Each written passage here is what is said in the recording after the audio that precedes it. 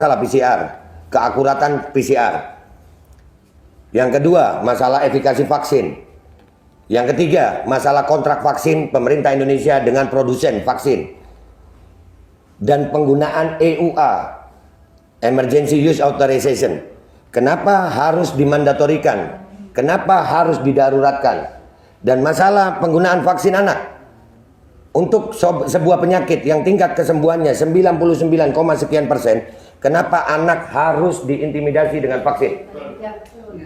Anak Indonesia bukan anak yang penyakitan. Anak Indonesia anak yang sehat. Dan tidak sedikit, Pak. Kami sekali lagi tidak anti vaksin. Kami anti pemaksaannya. Andai kata vaksin ini dilakukan secara sukarela, kami tidak seperti ini, Pak. Kami jadi curiga dengan isi vaksin justru karena adanya kebijakan-kebijakan yang merubah negara demokrasi Pancasila ini. Yang mana demokrasi Pancasila ini berbeda Tuhan, kita harus toleransi, Pak. Tapi dengan adanya vaksinasi, rakyat Indonesia sekarang ini, perbedaan vaksinasi sudah ada diskriminasi dan intimidasi.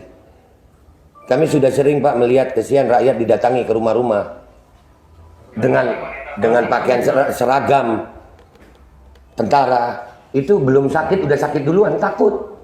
Iya, kayak datengin maling. Loh, ini masalah vaksinasi mentinya. Iya, Kementerian Kesehatan loh ini. Kenapa, apa hubungannya dengan TNI? Dan saya juga mau tanya, Pak. Ini termasuk saya kepingin Kemenkes siapkan waktu. Kami mau diskusi debat terbuka dengan Kemenkes. Dengan data dan fakta. Bukan hanya seperti ini. Siapkan waktunya, disiarkan untuk seluruh rakyat Indonesia. Kami akan datang dengan tim terbaik kami. Kami akan bongkar semua data kami. Dan silakan Kemenkes bantah. Dan saya menuntut hari ini ada perjanjian tertulis antara saya dan Kemenkes. Kapan waktunya, dan kalau nanti di diskusi debat terbuka itu kami salah, saya Babe Aldo bertanda tangan rela dipenjara seumur hidup karena telah mengacaukan kekacauan, menyebabkan kekacauan bagi seluruh rakyat Indonesia.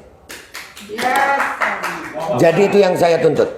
Saya tuntut adanya, kan kita di negara demokrasi, Pak. Bapak menerima kami dengan baik, kami pun senang ini, Pak. Alhamdulillah, ini yang kami cari dari beberapa waktu. Saya berteriak-teriak di medsos, tapi lucu, Pak. Saya berteriak di medsos, bukannya dipanggil, tapi dibungkam. Medsos saya dihilangkan, bikin lagi, dibungkam lagi, bikin lagi. Kalau saya memang melanggar hukum dengan kalimat dan narasi saya, kenapa saya nggak dipanggil polisi?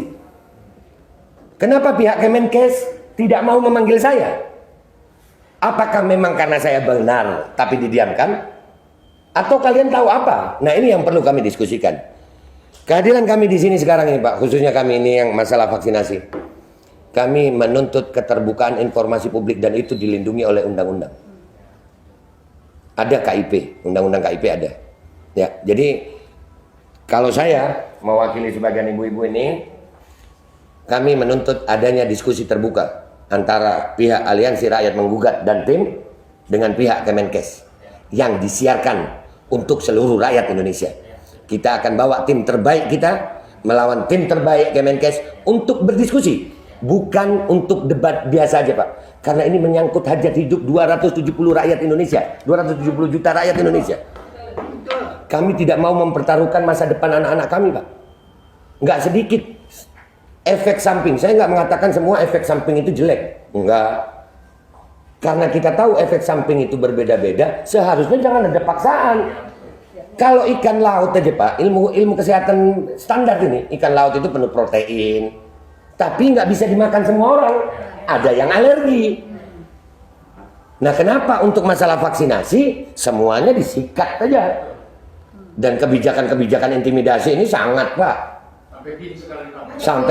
Sampai menggunakan. Dan ini kami berharap Kemenkes mau bersuara. Oh, itu kebijakan dari kementerian lain. Bersuaralah kalian. Kemenkes tidak seperti itu. Supaya kami tahu kemana kami mau datang. Tapi kalau Kemenkes diam saja, berarti Kemenkes sejalan dengan mereka.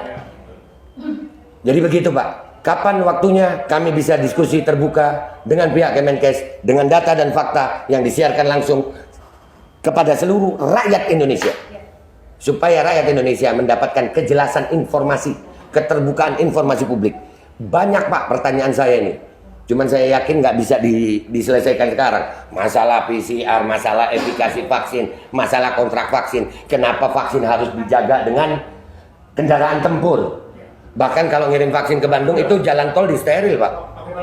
Pakai barakuda dan disteril itu jalan tol. Ya, dan kenapa kenapa kalau memang tidak ada pemaksaan kok sampai ada intimidasi menggunakan aparat dengan seragam lengkap?